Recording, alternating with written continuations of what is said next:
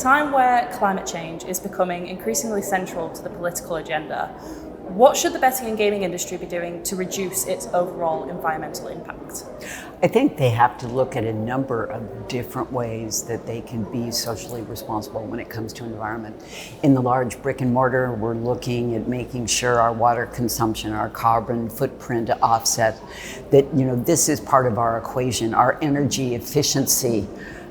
Simple things like making sure we're changing everything to LED, moving to solar when it's possible. So there's so many things the industry can be doing collectively to show that we understand that climate change has a real impact on our industry. Last year, due to floods and fires, at least 3 of our properties were shut down for over a year.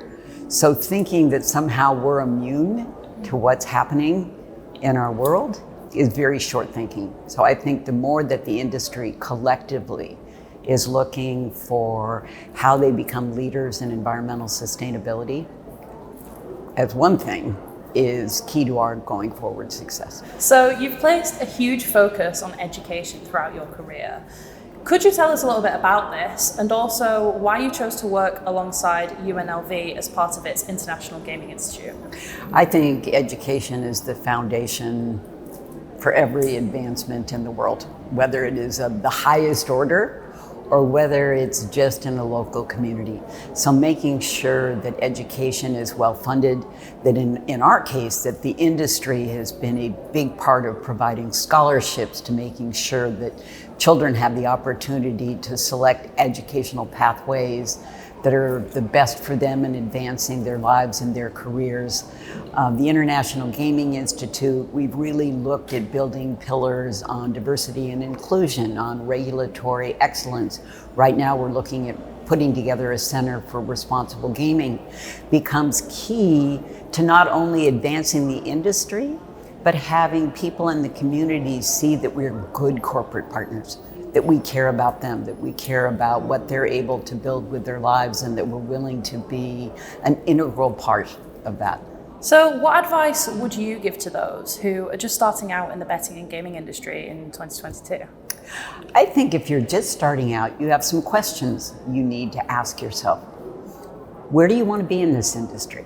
Do you want to stay in operations? Is marketing your passion? Is compliance? What people don't understand about the gaming industry is the huge complexity, the jobs that are available, from engineering to horticulture.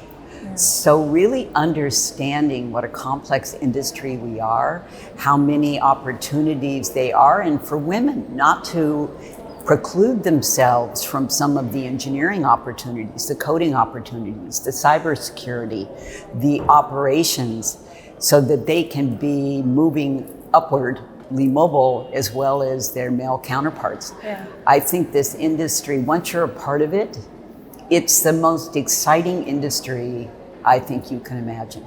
And there's so many things that you can do, and it's ever changing. Mm-hmm. And so finding how to take advantage of that, and then looking for mentors and resources to continue moving yourself forward on the journey is a wonderful thing to do.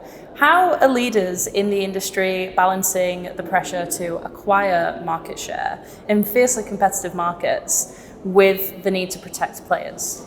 Yes, you want to acquire customers, and that's good business. But on the other hand, if that's the only message you have out in the marketplace, you run the risk of raising red flags of what regulators and legislators who say, oh my goodness, is there just too much noise? Is this a healthy thing for a community?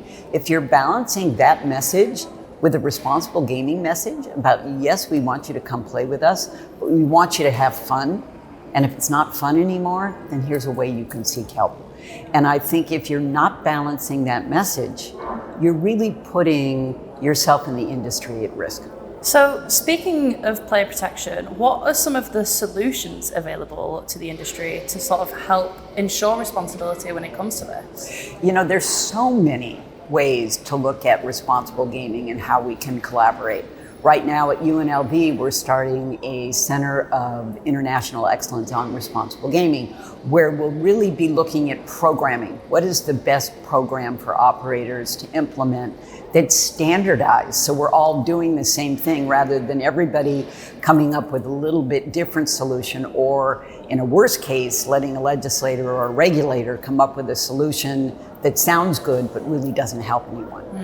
I think that you also can really make sure that you understand training around responsible gaming, training your employees. We at Caesars, we train all of our employees, and then we train almost 800 ambassadors who are employees who are trained at a higher level.